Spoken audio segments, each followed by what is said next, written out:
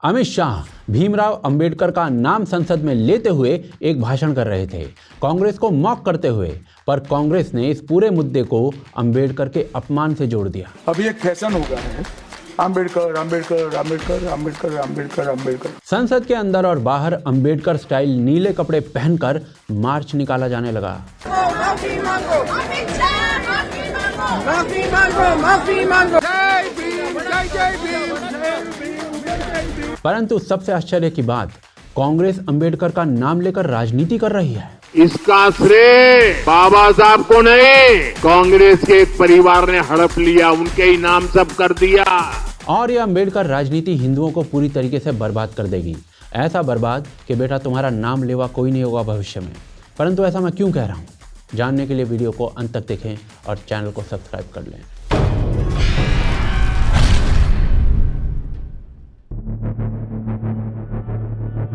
देखिए, इस वीडियो का टॉपिक आपको थोड़ा अटपटा लग सकता है, पर इस वीडियो के अंत तक आपको मामला समझ आ जाएगा। संसद के करंट सत्र में भारतीय संविधान की 75वीं वर्षगांठ के उपलक्ष्य में सभी नेताओं के भाषण हो रहे थे, जिसमें कांग्रेस की ओर से भाजपा को कोसा जा रहा था कि वो संविधान की दुश्मन है, तो वहीं भाजपा के भी सभी नेताओं ने कांग्रेस की पुरानी से पुरानी और नई से नई सभी संविधान विरोधी करतूतों को सामने लाकर रख दिया। इसी बीच अमित शाह के भाषण का गलत अर्थ निकालकर उसे अंबेडकर जी के अपमान से जोड़ दिया गया कांग्रेस के द्वारा। मान्यवर, अभी एक फैशन हो गया है, अभी एक फैशन हो गया है, अंबेडकर अंबेडकर अंबेडकर अंबेडकर अंबेडकर अंबेडकर। इतना नाम अगर भगवान का लेते तो 7 जन्मों तक स्वर्ग मिल जाता।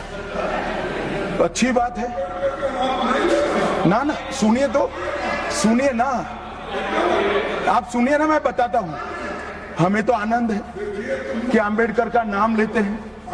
अंबेडकर का नाम अभी 100 बार ज्यादा लो, परंतु साथ अर्थ में अंबेडकर जी के प्रति आपका भाव क्या है, ये मैं बताता हूं। अब कोई ठीक ठाक दिमाग वाले व्यक्ति को इस वीडियो में देखने से कुछ भी ऑब्जेक्शनेबल नहीं मिलेगा, परंतु राजनीति में ठीक ठाक दिमाग नहीं, शातिर दिमाग की आवश्यकता होती है, जिससे किसी भी चीज को तोड़ मरोड़ कर मुद्दा बनाया जा सके। संविधान की चर्चा पर जब कांग्रेस बैकफुट पर आ गई तो ये शातिर राजनीति कर डाली गई और अमित शाह के भाषण को अंबेडकर की बदनामी से जोड़ दिया गया, जिससे संसद में भारी हंगामा हुआ और संसद की कार्यवाही स्थगित हो गई। अब देखिए, जैसे कि मैंने कहा कि ये शातिर राजनीति है और बीजेपी भी ऐसी राजनीति पास्ट में कर चुकी है, तो दोनों तरफ से गांडीव उठा लिए गए थे। कांग्रेस के अध्यक्ष मल्लिकार्जुन खड़गे ने कहा कि भाई, गृह मंत्री अमित शाह ने आज सदन में बाबा साहिब का जो अपमान किया है, उससे एक बार फिर साबित हो गया है कि भाजपा आरएसएस तिरंगे के खिलाफ थे, अशोक चक्र का विरोध करते थे और संविधान की जगह मनुस्मृति लागू करना चाहते थे।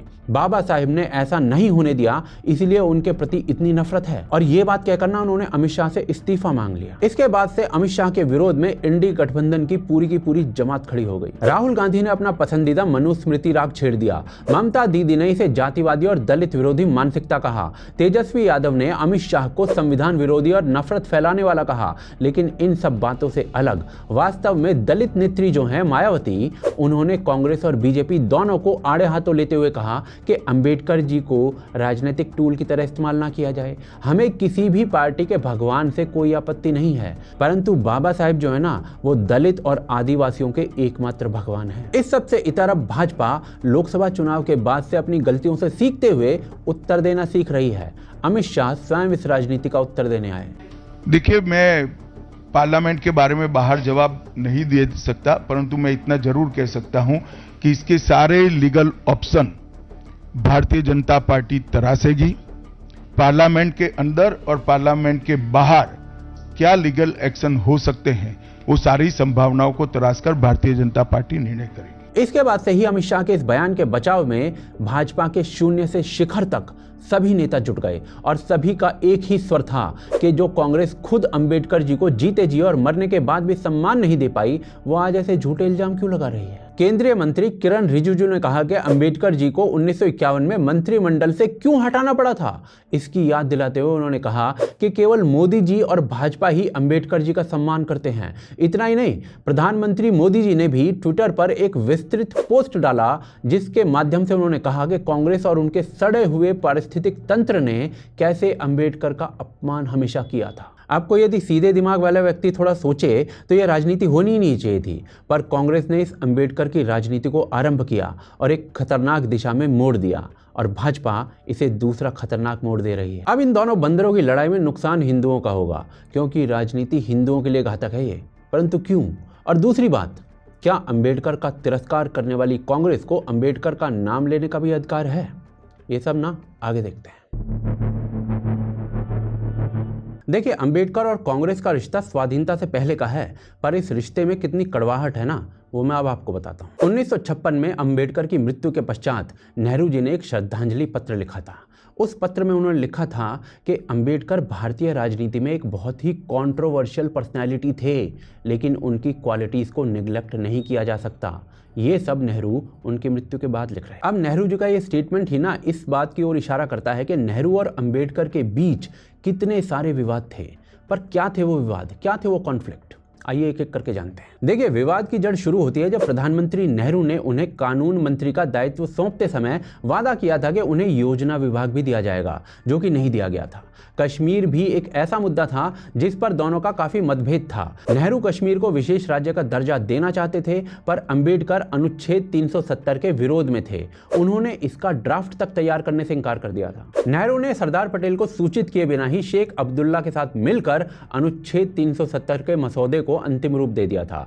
इस प्रस्ताव का संविधान सभा में मौजूद लगभग सभी सदस्यों के द्वारा विरोध किया गया था, परंतु नेहरू ने सरदार पटेल पर दबाव डालकर इसे पास करवा दिया। और इस 370 के कारण इस देश को इतने सालों तक क्या क्या भुगतना पड़ा है, ये तो जग जाहिर है। एक और फेमस लड़ाई का मुद्दा हुआ था दोनों के बीच में, हिंदू कोड बिल। 5 फरवरी 1951 को डॉक्टर अंबेडकर ने संसद में हिंदू कोड बिल पेश किया। इसका मकसद था हिंदू समाज में जेंडर इक्वालिटी और सोशल जस्टिस एस्टेब्लिश किया जाए, जैसे कि महिलाओं को पारिवारिक संपत्ति में अधिकार, तलाक का अधिकार, बहु विवाह पर रोक, विधवा विवाह को मान्यता। परंतु इस बिल का विरोध करने वालों का तर्क था कि यह सिर्फ हिंदुओं के लिए कानून बनाया गया है, इसे और सभी धर्मों के साथ भी जोड़ा जाना चाहिए। इस बिल के विरोध में देश भर में प्रदर्शन हुए और यह पास नहीं हो सका था। बस फिर क्या था, कांग्रेस में अपनी इस प्रकार की अवहेलना होती देखकर अंबेडकर का मन बैठ गया और 27 सितंबर 1951 को उन्होंने नेहरू के मंत्रिमंडल से इस्तीफा दे दिया। परंतु इस इस्तीफे के बाद भी नेहरू ने अंबेडकर का पीछा नहीं छोड़ा था। 1951-52 में आज़ादी के बाद जब देश में पहला आम चुनाव हुआ तो अंबेडकर ने चुनाव लड़ने की सोची। बाबा साहेब अंबेडकर ने बॉम्बे नॉर्थ सेंट्रल से शेड्यूल्ड कास्ट फेडरेशन पार्टी से चुनाव लड़ा। यह उनकी अपनी पार्टी थी। कांग्रेस ने अंबेडकर के ही पीए रहे नारायण काजरोलकर को अंबेडकर के खिलाफ उतारा, जो राजनीति में बिल्कुल नए थे। अंबेडकर इस नए खिलाड़ी से चुनाव हार गए। अंबेडकर केवल चुनाव नहीं हारे थे, बल्कि चौथे नंबर पर आए थे। बताया जाता है कि अंबेडकर को हराना नेहरू जी ने अपनी साख का प्रश्न बना लिया था। वोटों की दोबारा गिनती की जाए, ऐसा तक अंबेडकर के द्वारा इलेक्शन कमीशन को कहा गया था, पर कोई फायदा नहीं हुआ। 2 साल बाद 1954 में भंडारा लोकसभा सीट के लिए हुए उपचुनाव में अंबेडकर एक बार फिर से अपनी किस्मत आजमाते हैं, लेकिन रिजल्ट सेम रहता है। अंबेडकर फिर लोकसभा चुनाव हार जाते हैं। इस हार का उन्हें बहुत अफसोस था। लगातार 2 बार हार कर डॉक्टर अंबेडकर बुरी तरीके से टूट चुके थे। उन्हें गहरा सदमा लगा था, वो काफ़ी बीमार पड़ गए थे और जब 1957 में अगले लोकसभा चुनाव आए थे तब तक वो मृत्यु को प्राप्त हो चुके थे। परंतु कांग्रेस ने अंबेडकर का पीछा उनकी मृत्यु के बाद भी नहीं छोड़ा। 1955 में नेहरू जी ने खुद को भारत रत्न दे दिया था। 1971 में इंदिरा जी ने स्वयं को भारत रत्न दे दिया था, लेकिन बाबा साहेब को भारत रत्न 1990 में मिला, वो भी तब जब कांग्रेस सत्ता में नहीं थी। अगर होती तो शायद नहीं मिलता। कांग्रेस ने अंबेडकर की मृत्यु के बाद भी उनका कोई राष्ट्रीय स्मारक नहीं बनने दिया था। बाद में भाजपा की सरकार ने उनके जन्म स्थान महू में बाबा साहेब का राष्ट्रीय स्मारक बनवाया। नरेंद्र मोदी देश के पहले प्रधानमंत्री बने जिन्होंने महू जाकर उन्हें श्रद्धांजलि दी। आप खुद सोच सकते हैं कि जिस व्यक्ति को संविधान निर्माता कहा जाता है, उनकी कोई भी तस्वीर संसद के सेंट्रल हॉल में नहीं थी। कांग्रेस ने दीवार पर जगह नहीं होने की बात कहकर तस्वीर लगाने की मांग को हमेशा खारिज किया था। मतलब इतनी बड़ी संसद और एक फोटो की जगह नहीं। 1989 में जब राष्ट्रीय मोर्चे की सरकार बनी, तब जाकर अटल बिहारी वाजपेयी और लाल कृष्ण आडवाणी की पहल पर संसद के केंद्रीय कक्ष में बाबा साहेब का चित्र शामिल किया गया था। अब एक और इंटरेस्टिंग बात बताता हूं आपको। अंबेडकर ने नेहरू सरकार से जब रेजिग्नेशन दिया था तो उस रेजिग्नेशन में रेजिग्नेशन के सही कारणों का उल्लेख भी किया था, लेकिन अब वो रेजिग्नेशन लेटर जो है ना, वो रिकॉर्ड से गायब है। अब इसे संयोग कहिए या साजिश, ये फैसला आप पर है। साल 2012 तक स्कूल में पढ़ रहे बच्चों को क्लास 11वीं की पॉलिटिकल साइंस की एक बुक में एक कार्टून के भीतर अंबेडकर को एक घोंगे की सवारी करते हुए दिखाया जा रहा था, जबकि जवाहरलाल नेहरू उनके पीछे हाथ में कोड़ा लेकर खड़े हैं। इस समय कांग्रेस का शासन था। सोचिए ये कार्टून क्यों डाला गया होगा किताबों में। संविधान के निर्माता डॉक्टर भीमराव जी अंबेडकर जी का इस कार्टून के माध्यम से घोर अपमान करने वाला कृत्य किया है। ये चित्र अगर आप देखेंगे तो इसमें नीचे जो लिखा है, हजारों लोगों की उपस्थिति में नेहरू जी कह रहे हैं उनको कि तुमको संविधान निर्माण के लिए 3 साल का समय दिया था और तुमने 3 साल में उसको पूरा नहीं किया, ये कहकर के कोड़े मार रहे हैं। ये घोर निंदनीय है, घोर आपत्तिजनक है। और ये सेंट्रल गवर्नमेंट से संबंधित एनसीईआरटी के 11वीं कक्षा के कोर्स में पढ़ाने की दृष्टि से बच्चों को भारत के भविष्य को ये विकृत शिक्षा देने का काम जिसने भी किया है, जिसने भी अप्रूव किया है, उनके खिलाफ कार्रवाई होना चाहिए। परंतु प्रश्न यहाँ पर यह आ जाता है कि जब कांग्रेस को अंबेडकर से इतनी ही दिक्कत थी तो आज की डेट में अंबेडकर भजन क्यों गा रही है कांग्रेस? क्या जिस अंबेडकर का अपमान किया गया था कांग्रेस के द्वारा, वही अंबेडकर आज कांग्रेस को उसकी मृत्युशैया से उठाकर जीवित कर रहे हैं? साथ में क्या ये अंबेडकर राजनीति प्राणघातक है भारत के लिए और हिंदुओं के लिए? वो आगे देखते हैं।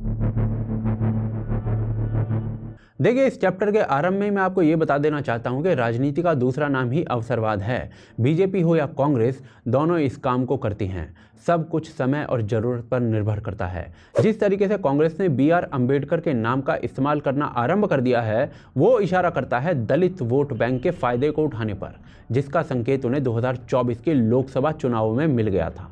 चलिए कहानी सुनाता हूँ। जब बीजेपी पूरे जोश के साथ दावा कर रही थी पूरे देश में कि वो 2024 के चुनाव में 400 से ज़्यादा सीटें जीतेगी, तब कर्नाटक के बीजेपी नेता अनंत कुमार हेगड़े ने बयान दिया था कि बीजेपी को संविधान संशोधित करने के लिए 400 से ज़्यादा सीटें चाहिए।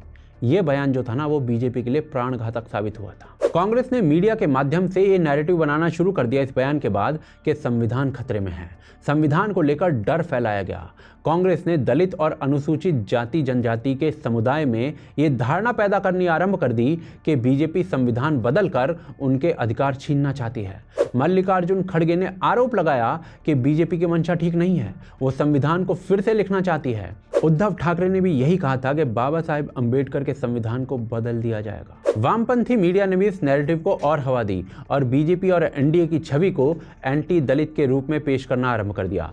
अराजकता बढ़ाने के लिए अमित शाह का एक AI जनरेटेड वीडियो भी वायरल किया गया, जिसमें यह दावा किया जा रहा था कि अगर बीजेपी फिर से सत्ता में आई तो आरक्षण समाप्त कर दिया जाएगा। Delhi police have registered a FIR. This is an FIR against the fake video of Amit Shah, where his statements indicating a commitment to abolishing reservation quotas for Muslims in Telangana. सुनियोजित तरीके से हो रहा था और इस दौरान BJP भी इन दावों को तोड़ने की ज्यादा परवाह नहीं कर रही थी।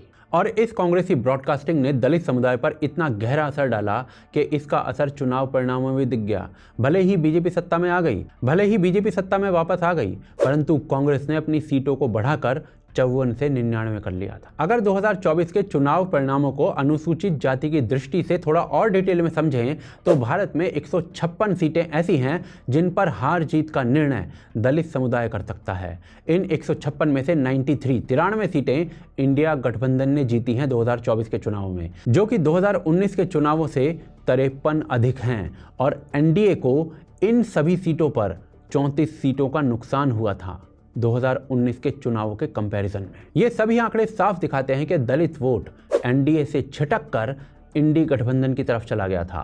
कांग्रेस की डर फैलाने की रणनीति खासतौर पर उत्तर प्रदेश और महाराष्ट्र में काम कर गई थी और ये दोनों वो राज्य हैं जहां दलित समुदाय बाबा साहेब को अपना आदर्श नहीं भगवान मानता है और विश्वास करता है कि संविधान उन्हें हमेशा न्याय देगा। जब लोकसभा चुनावों में ये कामयाबी मिली तो संविधान और दलित की ये राजनीति और उछाली जाने लगी। इसको रोका नहीं जा सकता है, ना जाति जनगणना रुकेगा, ना सोशो इकोनॉमिक सर्वे रुकेगा, ना इंस्टीट्यूशनल सर्वे रुकेगा, ना 50% का बैरियर रहेगा। मिस इंडिया से लेकर रेलवे कर्मचारियों तक की जाने वाली बातें, उन तक में ये राजनीति आ गई। मुझे लग रहा है, मैं देख रहा हूँ रेलवेज को, मुझे लग रहा है कि जात का सिस्टम बना रखा है पूरा। ये सबसे ऊपर राजा महाराजा है और फिर आस्ते आस्ते अलग अलग जातें बना रखी हैं।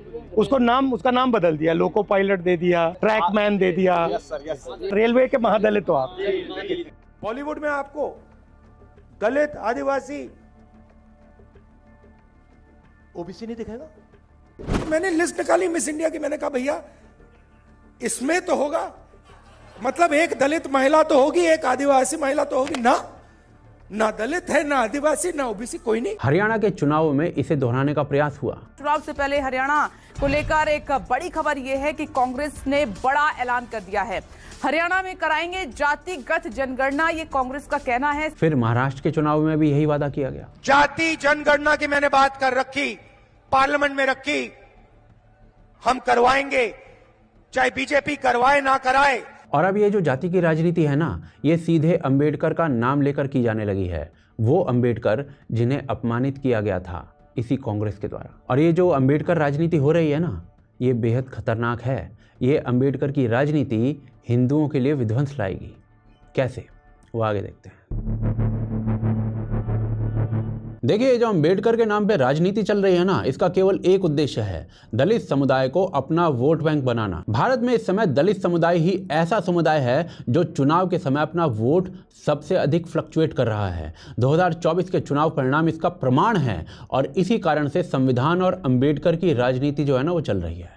परंतु इस राजनीति का परिणाम क्या होगा, इतिहास से उदाहरण लेकर बताता हूं। 1979 में मोरारजी देसाई प्रधानमंत्री थे, कांग्रेस विपक्ष में थी और इसी साल मंडल आयोग की एक रिपोर्ट आती है जिसमें भारत के पिछड़े वर्ग की शिक्षा और जीवन की अन्य आवश्यक चीजों में क्या स्थान है, इसका विवरण था। परंतु राजनीतिक उथल पुथल के कारण 1990 तक इस रिपोर्ट को खोला ही नहीं गया था और जब जनता दल के वीपी सिंह अन्य दलों के समर्थन के साथ प्रधानमंत्री बने, तब उन्होंने इस रिपोर्ट को न सिर्फ खोला बल्कि सभी रिकमेंडेशंस को मान्यता तक दे दी, जिससे ओबीसी वर्ग का आरक्षण 27% और कुल आरक्षण 49% हो गया। इस फैसले के विरोध में देश का एक बहुत बड़ा वर्ग खड़ा हो गया था, जिसमें राजीव गोस्वामी नाम के दिल्ली विश्वविद्यालय के विद्यार्थी ने आत्मदाह कर लिया था। देश में आगजनी होने लगी थी और वीपी सिंह की सरकार गिर गई थी। बस इस घटना के बाद जनता दल के इतने टुकड़े हुए जो आज ढूंढे भी नहीं मिलते हैं। RLD, INLD, Samajwadi party, RJD, Biju Janata Dal, ये सब वहीं से निकले हैं। मुलायम सिंह यादव, लालू प्रसाद यादव, रामविलास पासवान, मायावती, कांशीराम, नीतीश कुमार जैसे इतने नेता निकले जिन्होंने केवल एक प्रकार की राजनीति आरंभ कर दी, जाति की राजनीति। इस जातियों में बांटने की राजनीति से आखिर क्या मिला? अस्थिर देश, हर 2 वर्ष में गिरने वाली सरकारें और मुस्लिम अपीजमेंट की ओर बढ़ती राजनीति, क्योंकि कोई भी जाति मुस्लिम वोट बैंक के बराबर नहीं थी। इस मुस्लिम अपीजमेंट ने क्या दिया? 1995 का वक्फ कानून जो किसी भी भूमि को हड़प सकता है, प्लेसेस ऑफ वर्शिप एक्ट जो हिंदुओं को अपने अर्चना स्थलों को दोबारा रिक्लेम करने से रोकती है। और जब साल दर साल कांग्रेस समेत ये सभी दल इसी मुस्लिम अपीजमेंट की राजनीति पर निर्भर हो गए, तब पता है हिंदुओं के साथ क्या होने लगा। साल 2000 से 2010 तक भारत में अनेकों बम के हुए थे आतंकियों द्वारा, जिनके लिए कदाचित इस्लामिक आतंक जैसा शब्द उचित रहता, पर यूपी की सरकार किसी और शब्द का प्रयोग कर रही थी, हिंदू आतंकवाद का, वो भी भारत का गृह मंत्री कर रहा था। ये भारतीय जनता पार्टी हो या आरएसएस के हो, उनकी जो ट्रेनिंग कैंप है वो हिंदू टेररिज्म बढ़ाने का काम देख रहे हैं। मीडिया में एक के बाद एक हिंदू आतंकवाद पर डिबेट्स हो रही थी। And more importantly, what about the phrase that it's thrown up, a phrase that we never knew before in this country called Hindu terror? और इसको प्रमाणित करने के लिए साध्वी प्रज्ञा ठाकुर और कर्नल पुरोहित जैसे फैब्रिकेटेड केसेस बनाए जा रहे थे। 2008 में मुंबई में हुआ हमला आरएसएस की साजिश बताया जाने लगा था और दूसरी तरफ मुस्लिम पक्ष को विक्टिम दिखाने के लिए एक कानून लाया जा रहा था, 2011 का कम्युनल वायलेंस बिल, जिसके अनुसार देश में कहीं भी दंगा हो, कोई भी दंगा हो, कोई भी दंगा करे, कोई भी उसे आरंभ करे, उसका ब्लेम हिंदुओं पर लगाया जाएगा। इस पूरी राजनीति का, इस सब का आरंभ 90 के दशक के आसपास आरंभ हुई जाति की राजनीति से हुआ था, जो अंबेडकर का नाम लेकर ही आरंभ की गई थी, जिसमें हिंदुओं को बर्बादी के अत्यंत करीब लाकर खड़ा कर दिया था। वक्फ के द्वारा उससे भूमि छीनी जा सकती थी, दंगे में भले ही वो पीड़ित हो पर जेल में उसे ही डाला जाने वाला था। यदि 2014 ना होता तो ये सब और आगे बढ़ता। आज पुनः वही राजनीति की जा रही है, हिंदुओं को बांटने की राजनीति, अंबेडकर का नाम लेकर। ये राजनीति पहले एक बार बर्बादी तक ले जा चुकी है केवल हिंदुओं को, अब फिर वही तैयारी है। इस राजनीति में मुस्लिम समुदाय का विभाजन नहीं होता, उसका पसमंदा किस कंडीशन में है ये नहीं पूछा जाता। इस राजनीति में केवल हिंदू को तोड़ा जाता है, वो भी अंबेडकर का प्रयोग करके। और यह अंबेडकर के नाम पर की जा रही राजनीति हिंदुओं की बर्बादी है। आप क्या सोचते हैं इस बारे में? क्या आप सहमत हैं इस विचार से? हमें कमेंट्स के माध्यम से बताएं। चैनल को सब्सक्राइब करें और वीडियो को शेयर अवश्य करें। हमें सपोर्ट करें यूपीआई और पेट्रियन के माध्यम से, जिनके एड्रेस आपको स्क्रीन पर दिख रहे होंगे या आपको डिस्क्रिप्शन और पिन कमेंट में मिल जाएंगे। साथ ही साथ स्क्रीन पर जो इस समय आपको वीडियो दिख रहा है उसे देखना बिल्कुल ना भूलें। आप देख रहे थे आज की ताज़ा खबर। जय हिंद, जय भारत।